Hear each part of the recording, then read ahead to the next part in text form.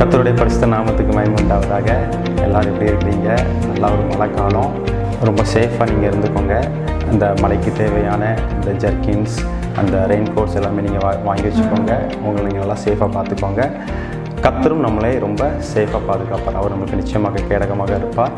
இன்றைக்கு ஒரு காரியத்தை குறித்து இன்றைக்கி வேதத்தில் நம்ம பார்க்க போகிறோம். பாருங்கள், கர்த்தருடைய வார்த்தைக்கு நேராக நாம் கடந்து செல்லலாம்.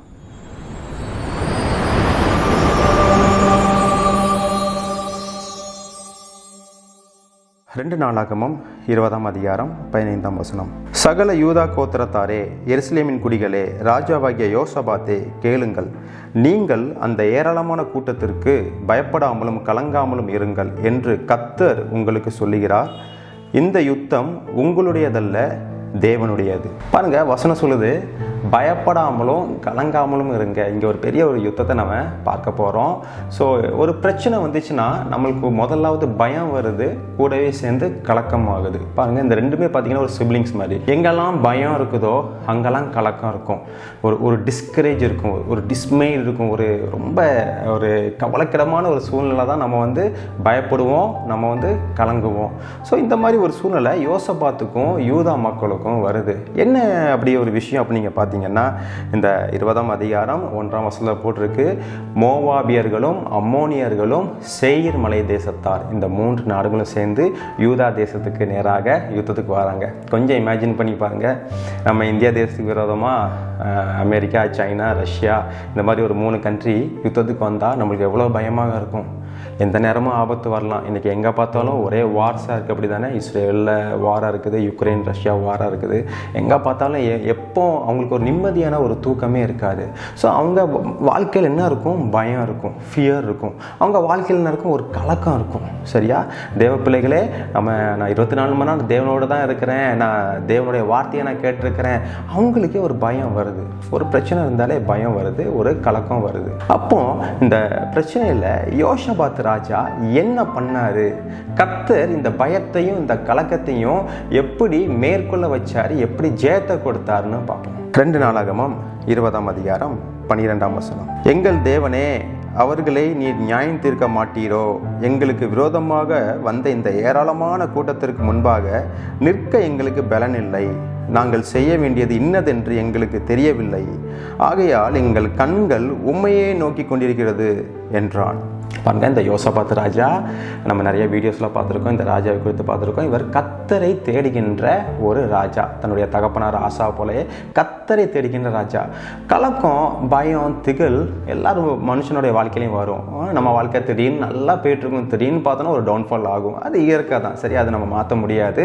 ஆனால் அந்த சூழ்நிலை நாம் என்ன செய்கிறோம், நாம் யார் பக்கத்தில் நிற்கிறோம்? இந்த யோசபாத் ராஜா கர்த்தர் பக்கத்தில் நின்று கர்த்தர் அவர் தேடினார். நீங்கள் அந்த 3ஆம் வசனத்தை நீங்கள் பார்த்தீங்கன்னா, அவர் உபவாசம் இருந்தார். He fast, he prayed, he cried to Lord, he seek the Lord. அவர் ஆண்டவர்கிட்ட கேட்குறாரு, எங்களுக்கு பலன் இல்லை ஆண்டவரே, ஒத்துக்கொள்கிறாரு. இன்னைக்கு நிறைய பேர் என்னன்னா, எனக்கு பலன் இருக்குது, இந்த மூளை அறிவை வச்சு நம்ம நிறைய காரியங்களை நம்ம எதிர்கொள்கிறோம், முடிவில் அது நம்மளுக்கு பாதகமாக முடியுது. பாருங்கள், என்றைக்குமே நம்மளுக்கு என்னதான் பலன் இருந்தாலும், என்னதான் நம்மளுக்கு சௌரியம் இருந்தாலும், நம்ம தேவனை நோக்கி தான் இருக்கணும், நம்ம தேவனை சார்ந்து தான் நம்ம வாழணும். பாருங்கள், இந்த யோசபாத் ராஜா உபவாசம் இருக்கிறாரு, மக்கள் எல்லாத்தையும் உபவாசம் இருக்க வச்சுட்டாரு. நீ உபவாசம் இருங்க, தேவனை தேடுறாரு, தேவன்கிட்ட தன்னை தாழ்த்துகிறார். பாருங்க, he humble himself before God. அப்படியே தாழ்த்துறாரு, எங்களுக்கு பலனெல்லாம் ஆண்டவரே, நாங்கள் என்ன செய்யணும்? இன்றைக்கி நம்மளுக்கு ஏதாச்சும் பிரச்சனை வந்துச்சுன்னா நம்ம என்ன பண்ணுறோம்? நம்ம மனுஷன் நோக்கி பார்க்குறோம். இந்த ஆள் நம்மளுக்கு உதவி செய்வார், இவங்க நம்மளுக்கு உதவி செய்வாங்க, இந்த பாஸ்டர் நம்மளுக்கு உதவி செய்வாங்க. பாஸ்டரும் மனுஷன் தாங்க. நம்ம தேவனை நோக்கி நம்ம பார்க்கணும். தேவனை நோக்கி இருக்க போதும் இந்த ராஜாவுக்கு ஆண்டவர் எப்படி உதவி செய்தார், இப்படியே வருகிற வசனங்கள் நம்ம பார்ப்போம். 2 நாளாகமம் 20ஆம் அதிகாரம் 14ஆம் வசனம். அப்பொழுது சபை நடுவில் இருக்கிற மத்தனியாவின் குமாரனாகிய ஏயலின் மகனான பெனாயாவுக்கு பிறந்த சகரியாவின் புத்திரன் யகாசியேல் என்னும் ஆசாபின் புத்திரில் ஒருவனை லேவியன் மேல் கர்த்தருடைய ஆவி இறங்கினதினால் அவன் சொன்னது. இன்னைக்கு நம்ம பார்த்த இந்த தீர்க்கதரிசன வசனம், பயப்படாத, கலங்காத, இந்த யுத்தம் உன்னுடையது கிடையாது, கர்த்தருடையதுன்னு இந்த ஒரு ஜஹாசியேல் அப்படின்னு சொல்லிட்டு ஒரு லேவியன் மேலே ஆண்டவர் பரிசுத்த ஆவியானவர் அப்படியே இறங்கினார். இன்றைக்கி நல்ல ஒரு விஷயம் என்னென்னா, நம்ம எல்லாத்துக்குள்ளேயும் பரிசுத்த ஆவியானவர் இருக்கிறாரு. சரியா, அச்சாரம் போட்டாச்சு, சீல் போட்டாச்சு, சரியா, அவர் நம்மளை விட்டு வெளியே போக மாட்டார். ஆனால் பழைய ஏற்பாடு காலத்தில், பழைய உடன்படிக்கையில் ஏதாச்சும் ஒரு பிரச்சனைன்னு வரப்போதும் பரிசுத்த ஆவியானவர் வந்து இறங்கி சில காரியங்களை செய்து முடிச்சுட்டு போயிடுவார்.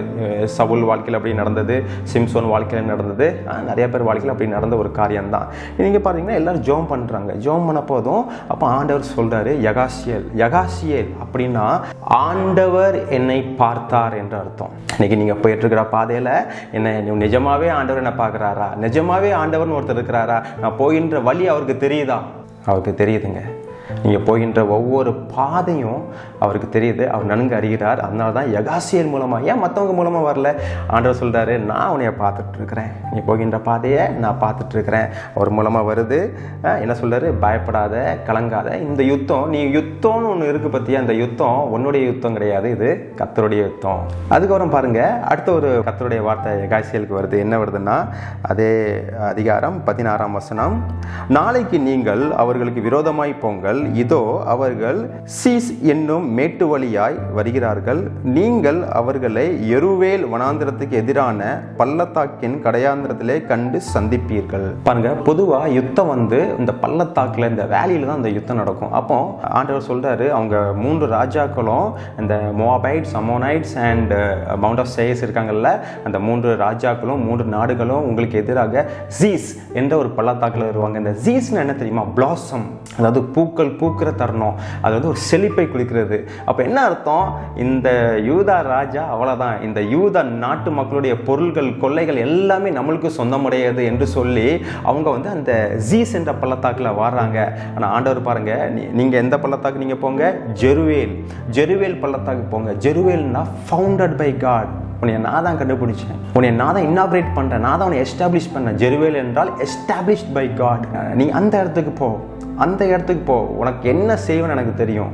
பாருங்கள், இன்றைக்கி நம்மளோட எதிராளிகள் இவன் அவ்வளோதான், முடிஞ்சான், இவர் எல்லாமே முடிஞ்சிருச்சு அப்படின்னு சொல்லி ரொம்ப சந்தோஷமாக இருக்கிறாங்கல்ல.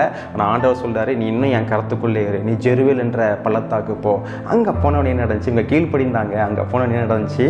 2 நாளாகமம் 20ஆம் அதிகாரம் 17ஆம் வசனம், இந்த யுத்தத்தை பண்ணுகிறவர்கள் நீங்கள் அல்ல, யூதா மனுஷரே, எருசலேம் ஜனங்களே, நீங்கள் தரித்து நின்று கர்த்தர் உங்களுக்கு செய்யும் ரட்சிப்பை பாருங்கள், பயப்படாமலும் கலங்காமலும் இருங்கள், நாளைக்கு அவர்களுக்கு எதிராக புறப்படுங்கள், கர்த்தர் உங்களோடு இருக்கிறார் என்றான். எவ்வளோ அருமையான பிளெஸிங் வார்த்தை பாருங்க. திருப்பியும் சொல்றாரு, இந்த யுத்தத்தை பண்ணுகிறவர்கள் நீங்கள் அல்ல. This battle is not yours, this is mind. God saying, இன்னைக்கு நீங்கள் ஒரு யுத்தம், நான் எந்த தப்பும் பண்ணல பிரதர், ஆனால் எனக்கு எதிராக தேவையில்லாமல் பண்ணிட்டு இருக்கிறாங்களே, அப்புறம் நீங்கள் ஏன் கலங்குறீங்க? If you are right in the side of God, அப்போ நீங்கள் கலங்க வேண்டாம். ஏன்னா நீங்கள் சரியாக இருக்கும் பட்சத்தில் இந்த யுத்தம் உங்களுக்கு எதிராக கிடையாது. இந்த யுத்தம் உங்களை எதிர்க்கிறவர்களுக்கும் கர்த்தருக்கும் எதிரானது. சரியா? தாவீதோட வாழ்க்கையில் பாருங்கள், அவனோட நிறையா சங்கீதம்லாம் பண்ண போதும், ஆண்டவரே இது ஏன் யுத்தம் கிடையாது, நான் உமக்கு முன்பாக நான் சரியாக தானே இருக்கிறேன் ஆண்டவரே. அவனுடைய மாமனார்லேருந்து அவன் எல்லாருமே அவனுக்கு எதிராக பண்ணுறாங்க. ஆனால் பாருங்கள், இது என்னுடைய யுத்தம் கிடையாது ஆண்டவர், இது உங்கள் யுத்தம்னு சொல்லி கர்த்தர் தாவீதுக்கு ஒரு ஜெயத்தை கொடுத்தது போல இந்த காரியத்திலும் பாருங்கள், ஆண்டவர் சொல்றாரு, இது உன் யுத்தம் கிடையாது, நீ தரித்து நின்று கர்த்தர் உனக்கு செய்கிற ரட்சிப்பை பாரு. பி ஸ்டில், நீ தரித்து நில்லு, ஆண்டவர் சல்வேஷனை பாரு. இதே இது பாருங்க, காட்ஸ் சல்வேஷன் இருக்குல்ல, NLT version, new living translation எப்படி போட்டுங்கன்னா, லார்ட்ஸ் விக்டரி. நீ தரித்து நின்று கர்த்தர் உனக்கு கொடுக்கிற ஜெயத்தை பாரு. எவ்வளோ அருமையான வசனம். அப்புறம் பாருங்க, NIV வெர்ஷன்லாம் போட்டுங்கன்னா, லார்ட்ஸ் டெலிவரன்ஸ். கர்த்தர் உனக்கு இந்த 3 ராஜ்யங்களுக்கு முன்பாக, உன்னுடைய எதிராளிகளுக்கு முன்பாக எப்படி விடுதலை கொடுக்குறாரு நீ பாரு. நீ யுத்தம் பண்ணாத. This is not yours, this is mine. God saying to you, my friend. பாருங்க, யோசபாத் ஒரு காரியத்தை பண்ணுறாரு. என்ன பண்ணுறான்னு பார்ப்போம். இது ஒரு பியூட்டிஃபுல்லான காரியங்க.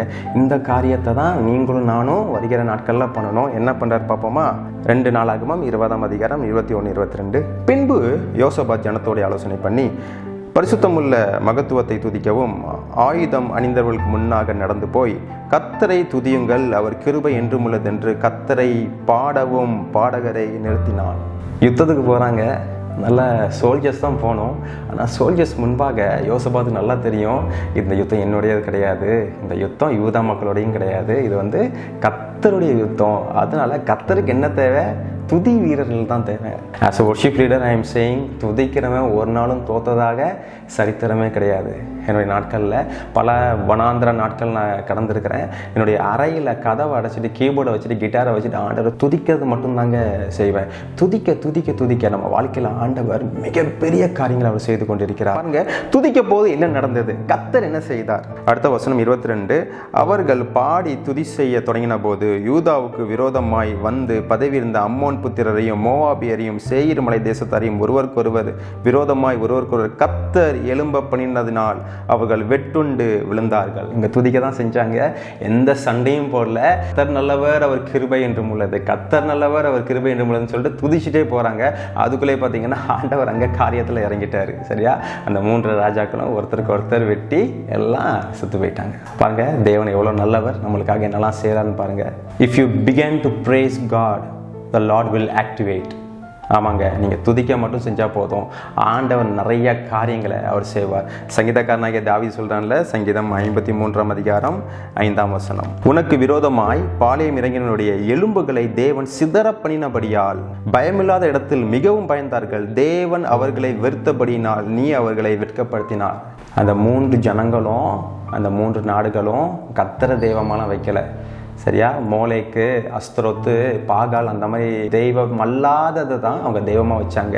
அவர்கள் தேவனை வெறுத்தபடினால கர்த்தர் அவர்களை வெறுத்தார், அவர்களை சிதற பண்ணினார். The Lord scattered them all. பாருங்க, நம்மளுக்கு எதிராக வர்றவங்க ஆண்டவர் சிதற பண்ணுகிறவர். ஸோ அழகா இந்த காரியம் முடிந்தது. இவங்க அந்த பாளையத்துக்கு போகிறாங்க, அங்கே போனால் எல்லாம் செத்து இருக்கிறாங்க. இவங்க அங்கே போயிட்டு கொள்ளை அடித்தாங்களாம். எத்தனை நாள் கொள்ளை அடித்தாங்க தெரியுமா? 3 நாட்கள் கொள்ளை அடித்தாங்களாம். சண்டைக்கு போனோம், எத்தனை பேர் சாவாங்கன்னு தெரியாது, பயத்தோடு போனோம். ஆனால் அங்கே பார்த்தா நம்மளுக்கு கிஃப்டாக இருக்குன்னா எவ்வளோ சந்தோஷமான ஒரு விஷயமா இருக்கும். ரொம்ப சந்தோஷம். 3 நாள் கொள்ளை அடித்தாங்க. நல்லா அந்த ஸ்பாயில்ஸ் எல்லாமே காட்ஸ் கொடுத்தாரு. அதுக்கப்புறம் பார்த்தீங்கன்னா நேராக ஒரு இடத்துக்கு வந்தாங்க. இடத்துல வந்து தேவனுக்கு ஸ்தோத்திரம் செலுத்தினாங்க. அந்த இடத்துக்கு என்ன தெரியுமா பேர்?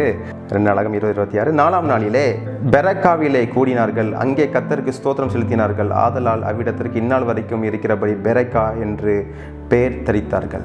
பெரக்கானா பிளெஸ்ஸிங்ஸ், ஆசீர்வாதம்.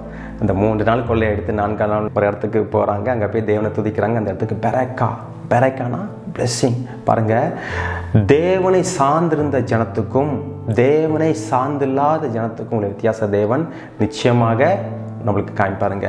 ஒருவேளை உங்களுக்கு எதிராக ஒரு சில காரியங்கள் நடந்தாலும் அந்த காரியத்தை நீங்கள் கர்த்தர் இடத்துல கொடுத்துட்டு, ஒருவேளை அந்த காரியத்தில் நம்ம மேலே தவறு இருந்துச்சுன்னா நம்ம தேவன்கிட்ட நம்ம ரிகன்சைல் ஆகணும். ஒருவேளை நம்ம மேலே தவறே இல்லாமல் காரணமே இல்லாமல் நம்மளோட யுத்தம் பண்ண வருகிறார்கள் என்றால் நம்ம கர்த்தர்ட்ட ஒப்பு கொடுத்துப்போம். ஏன்னா இந்த யுத்தம் உங்களோடது கிடையாது, இந்த யுத்தம் கர்த்தருடையது. நான் நிச்சயமாக சொல்கிறேன், இந்த வார்த்தை உங்களோட ரொம்ப பேசும் என்று. அப்படி என்றால் உங்களுடைய ஃப்ரெண்ட்ஸுக்கு நீங்கள் ஷேர் பண்ணுங்கள். கர்த்தர் உங்களோட இருப்பாராக. God bless you. Bye from டிமல்.